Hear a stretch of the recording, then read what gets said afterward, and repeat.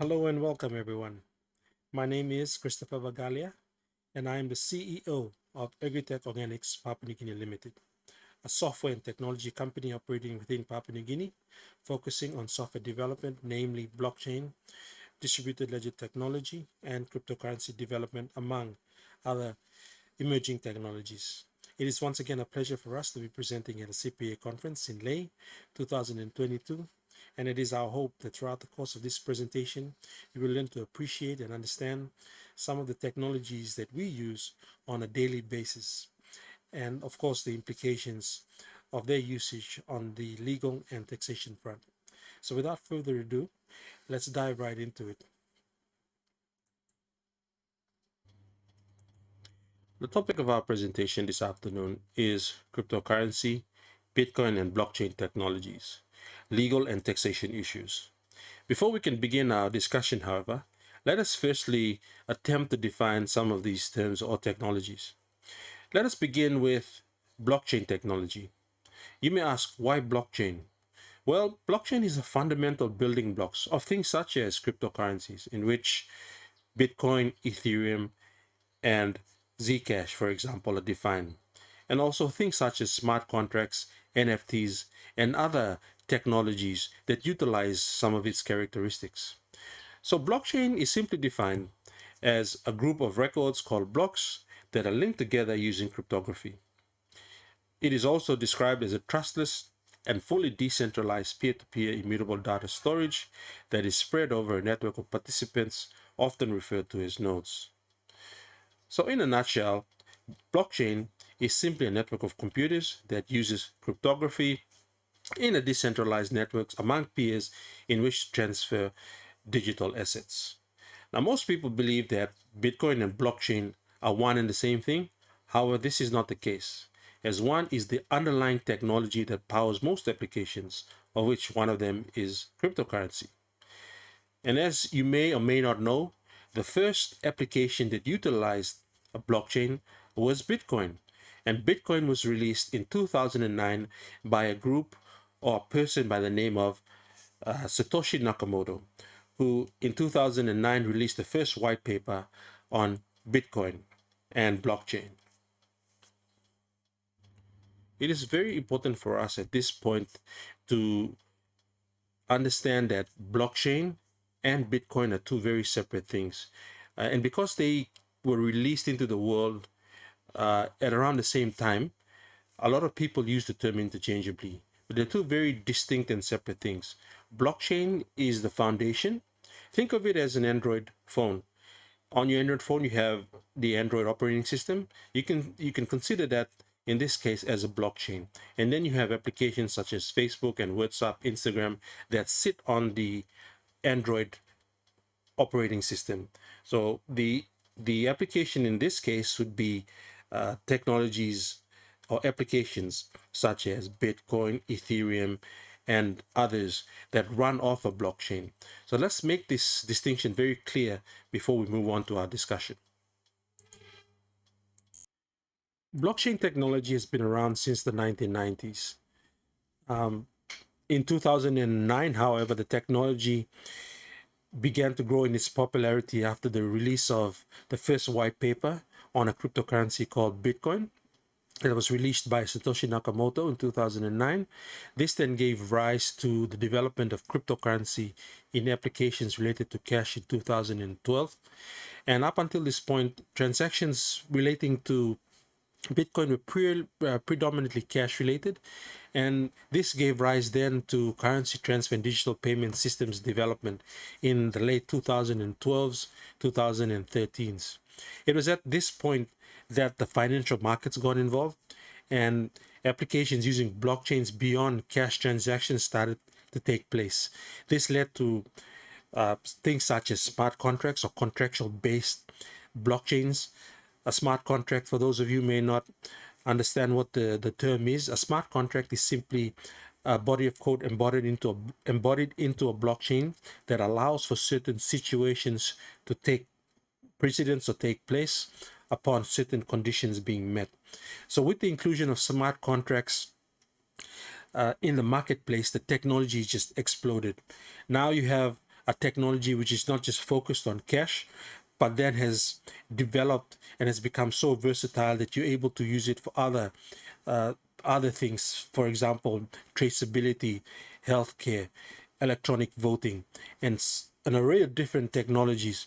So it was at this juncture that people started to realize, hey, wait a minute, this technology is starting to take root in our traditional ways of doing things. So the question was raised, so what are the legal and taxation issues or implications that may arise on the back of the usage of these technologies? So this is why we're having this discussion today. So what makes blockchain technology or blockchain networks unique? In our diagram, we have two separate networks. The one on our left is a centralized network. This is a network which we are all too familiar with, where there is a central authority or node that controls or regulates everyone else within that network. On our right, however, we have a decentralized network where users are left to their own devices, more or less, to transact with whomever they want.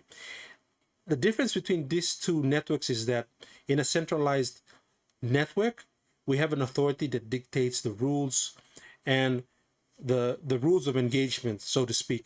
Whereas in a decentralized network, where users are left to their own devices, there are many gray areas with regard to, for example, the legality of transactions and, of course, some of the tax implications, especially when you're dealing with things such as money and payments and other transactions that attract some kind of a taxation element.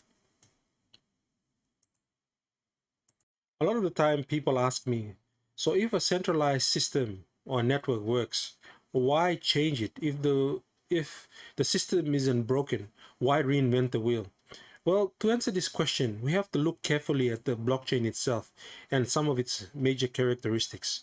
On your screen, we have a number of them, some of the more notable ones. And based on these characteristics, a lot of people have moved towards the utilization of blockchain technology. The first one being immutability of data. All information stored on a blockchain is permanent and unable to be changed. Now, in a world where fraud is prevalent, the level of protection, data protection that blockchain provides is well above existing solutions. That is the main reason why a lot of people switch towards blockchain. Another one is the digital freedom that comes with the usage of a blockchain. And we've seen that in the previous diagram where blockchains are decentralized. There is no organized company controlling the information stored on them and how they operate. That is also another feature of a blockchain, that flexibility to conduct oneself without that added level of regulation and control that conventional systems have. Another characteristic would be the anonymity and privacy that comes with the use of a blockchain. Cryptocurrencies built on top of blockchains gives individuals the capability to carry out transactions anonymously. This is a good thing, but on the flip side, as we'll see later on in our discussion, this has its disadvantages as well. Another characteristic is the level of security that comes with the use of a blockchain. Public blockchains are distributed across hundreds of thousands of computers. It would be impossible to attack everyone simultaneously. So how a blockchain works is a copy of the public ledger of every transaction is saved on each and every computer on that network.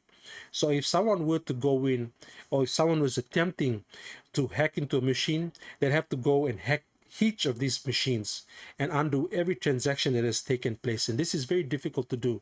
Hence the level of security that comes with the use of a blockchain network. Another characteristic is that it has no intermediaries. Banks, PayPal, Visa, other payment aggregators, for example, are examples of intermediaries, and customers rely on them to facilitate money transactions. With a blockchain network, for example, as a peer-to-peer network, there is no reliance on a third party. I am able to transact with whoever I want, whenever I want. And because of this very reason, that leads to our final characteristic, which is low transaction fees. On a blockchain, the transaction fees are very minimal. And that is simply because you own your own bank account. You're able to transact. And why would you charge yourself exorbitant amount of money when you own the bank account? So these are just some of the characteristics as to why many people are starting to move towards the technology. With the rise of blockchain technology and cryptocurrencies in recent years, it is very important for us to understand some of the legal and taxation implications of the use of these technologies. In the interest of time, we shall quickly go through a number of these issues that may arise. But again, these are just a handful of issues that may arise. And as the technology in itself is continuously evolving, you will find that a lot of the regulation will be rewritten over time to suit some of the changes that may take place within the blockchain and cryptocurrency space. To begin our discussion about some of the legal and taxation issues, let's begin with two of probably the most common ones. The first one being contractual issues, and the second being jurisdictional issues. Contractual issues stem from the fact that many of the uh, applications that use cryptocurrency and blockchain in this day and age use things called smart contracts. Now, such smart contracts are a set of promises usually specified in a digital format that act as a basis upon which the parties in a transaction fulfill their specific promises. A smart contract automatically pays the other party when they perform their contractual duties. Now, my question is, who writes those smart contracts and which regulation or which laws apply to these smart contracts? Now, in the event that a coder, for example, creates a smart contract out of thin air, this poses a problem because it doesn't identify with existing laws and regulations. In terms of a jurisdictional issue, a lot of the transactions that happen on a blockchain, especially to do with cryptocurrencies, have no bearing whatsoever with regard to the actual location of a transaction. So transactions can occur both locally and internationally. Now, the problem that this poses is, whose jurisdiction are we going to be abiding with regards to some of the taxation issues? Again, on the back of things such as smart contracts and the legal implications of various contracts. And with regard to taxation, what are some of the tax treatments that certain transactions are exposed to in one jurisdiction as opposed to another one? Moving on, other issues that might stem from the use of cryptocurrencies include data theft and financial fraud, and also privacy concerns. Data theft and financial fraud are additional pressing legal concerns surrounding the use of cryptocurrencies, especially. The blockchain's promise of anonymity and its apparent freedom from regulation can entice many users who are involved in illegal activities to use cryptocurrencies for their financial transactions. This is very prevalent in a lot of developing nations. Papua New Guinea is no different. And a lot of the time, regulation doesn't protect the users of cryptocurrencies and blockchain. So this is one area where there are, or they may pose, a lot of legal implications for users of cryptocurrencies, for example. And this extends far beyond just national borders. And again, there is an element of jurisdictional involvement when with regard to especially transactions that are inter-border. So again, this is one of the many issues that surround this technology. Another one again is the privacy concerns surrounding the use of cryptocurrencies. These concerns are closely related to data theft in the cryptocurrency space itself.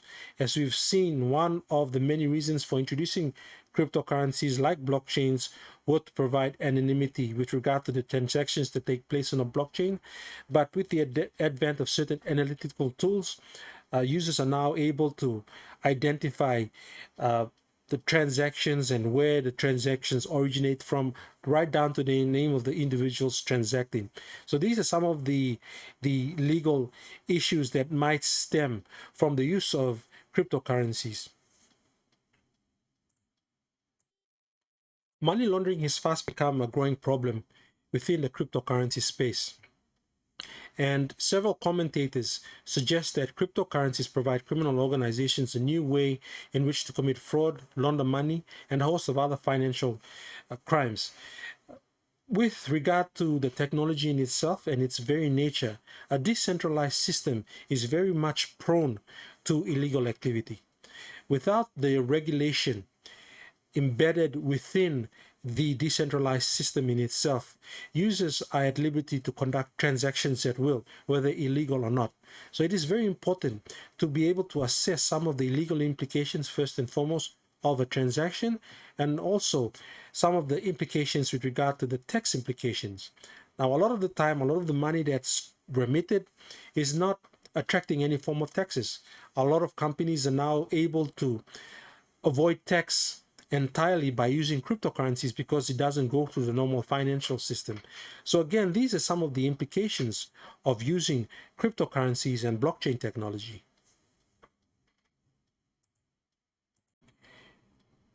The next area of concern, which may raise some issues, is the intellectual property aspect when you're dealing with things such as cryptocurrency.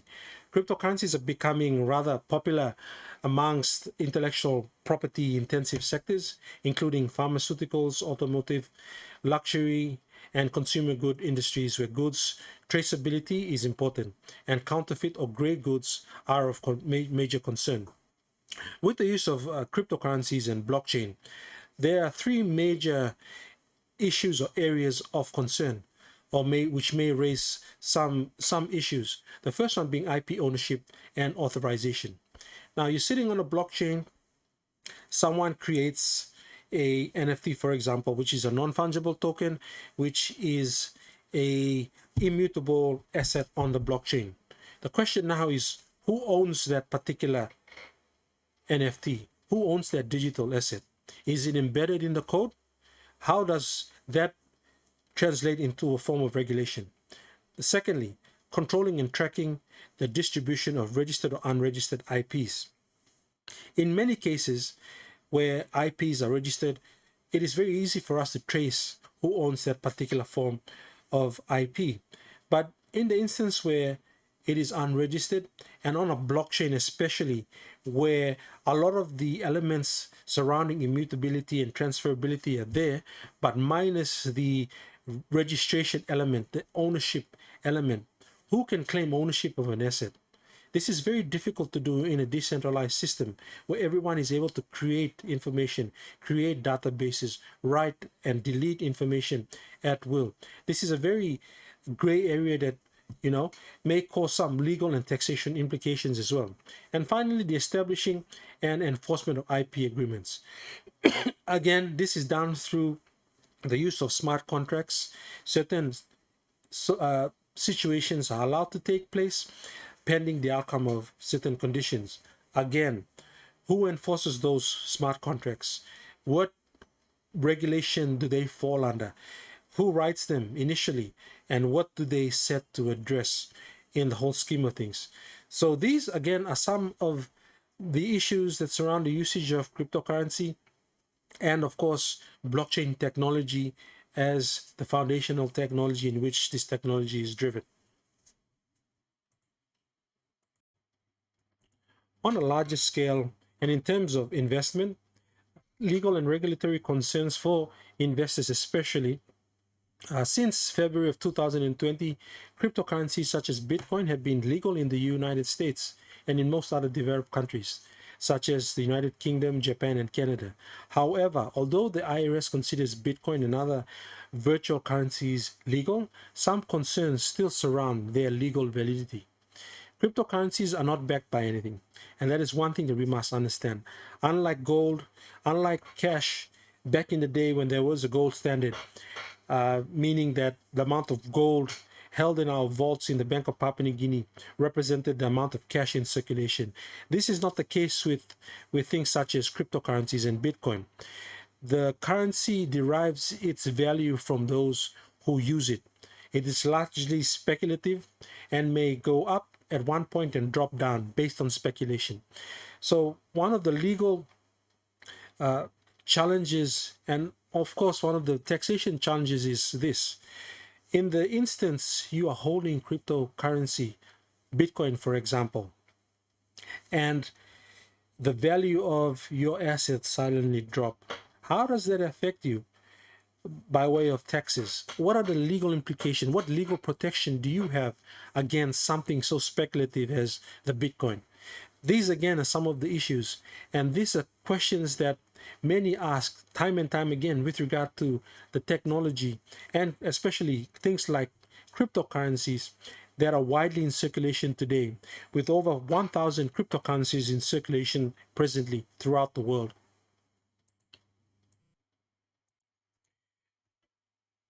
With regard to regulation of things such as blockchain technology and cryptocurrencies within Papua New Guinea, from the best of my knowledge, there is no regulation at present that regulates the use and development of the technology in Papua New Guinea. With the central bank, one of the central pillars of the central bank strategy, according to his strategic plan 2006 to 2020, is the promotion of financial inclusion, making financial systems accessible, easy to use, and at low cost for every citizen of Papua New Guinea. This focuses primarily on financial inclusion. However, the bank has taken the necessary steps by way of introducing a regulatory sandbox, which was officially launched on the 4th of December 2019, which welcomes innovative solutions using distributed ledger technologies to address financial inclusion within Papua New Guinea. So this is a positive step forward for the central bank. And with my discussions with them, I've learned to appreciate the efforts that they have put in to bring the technology forward and to also align some of these disruptive technologies into the language that is used within the regulation at the central bank. I would also like to quickly note here that in terms of regulation on the part of the IPA, for example, there is no regulation that surrounds or is directed towards companies that deal with blockchain and cryptocurrencies in the country. And also with regard to taxation and the different regulations that are disseminated via the Internal Revenue Commission, there really is nothing at present that uh, regulates the use of cryptocurrency and distributed ledger technology. So this is a gray area that we need to focus on as professionals within the financial accounting space, is to put our best foot forward and identify some of the challenges that we've just discussed, and to put regulation forward in order to address some of the issues that we've identified today. Again, many of the issues that we face are a result of the distributed or the decentralized nature of the technology. Right now, all of our systems and regulations are centered around a centralized system where one person or one entity is the authority and everyone else toes the line. This is complicated in a decentralized system where everyone is left to their own devices to transact in a peer-to-peer arrangement. But needless to say, there is still an opportunity for us to create some form of regulation that surrounds the use of distributed ledger technologies on a decentralized system, whether it be through a regulation of sorts or which is embedded, again, using a technology called the smart contracts within the blockchain itself that allows for certain conditions to be met before a situation is allowed to happen. As a way forward, we propose several recommendations that will serve to address some of these legal and taxation issues that may pose a problem once Papua New Guinea starts to fully embrace the distributed ledger technologies that we've discussed. One of them is to create some form of regulation for the use, development, and deployment of distributed ledger technologies, blockchain, and cryptocurrencies. This is vital. Without a regulation that is put forward by the government of the day, for example, there is really no control over the type of transactions, the type of protection that users of this technology are given with regard to their usage. Right now, this is non-existent in the marketplace. And as the world moves closer and closer towards a fully digitalized ecosystem, inter-border, the use of cryptocurrencies will become more and more commonplace. And it is vital for us now to start building those solutions and those systems and those regulatory frameworks that will allow us to mitigate some of the risks that come with using these technologies. The next recommendation is for us to develop very strong KYC and AML requirements, know your customer and anti-money laundering requirements. These are very important, not just for cryptocurrencies, but with the existing monetary system and digitized systems that we are presently using. A lot of these issues, especially with regard to the legality of transactions, illegal activities, can be addressed by having a robust know your customer system. If you know your customer and if the customer knows that you know about them, it is very difficult for them to do things that are very illegal. So this is a way forward for us. And if we are able to implement a strong KYC and AML regulation with regard to the technology, this in itself will address many of the issues that I've just discussed. Again, the next recommendation is related to what has already been tabled on the floor of Parliament, which is the Electronic Transaction Bill, which was tabled in Parliament in 2021. It is imperative that we relook at that bill and that policy once again and build into it requirements that focus directly on distributed ledger technology. It is very important because now with the advent of things such as e-commerce and internet payment gateways, a lot of these technologies are now being integrated with the technology, distributed ledger technology, and a lot of them now evolving into using things such as cryptocurrencies to transact in the place of the conventional kina and toya and the dollars that we are all too familiar with. So it is very important that this is also put into policy to ensure that a lot of what we've discussed are addressed first and foremost, and the level of protection is given to the users and to the nation, especially with regard to the central bank, who has very little control of the way in which cryptocurrencies and distributed ledger technologies are used in the country. The only thing they can do right now is put a notice up cautioning people or preventing or prohibiting the use of cryptocurrencies simply because of the fact that they have no regulation to control and to regulate the use of these technologies. And finally, we need to develop regulation, especially ones that focus on entities that develop blockchain and cryptocurrencies. Again, the development of a cryptocurrencies are the products of software development companies. Software development companies must be held to task with regard to the type of code they use, whether they have created a code to suit their own purposes or they are using code reflecting what is common within the places or within their respective jurisdictions. If that is not the case, then they're working against existing laws and creating an illegal system in which they are currently operating. So again, it is very important for us to focus and to regulate some of these entities operating in and around our country to ensure that they are following the rules and regulations of the nation.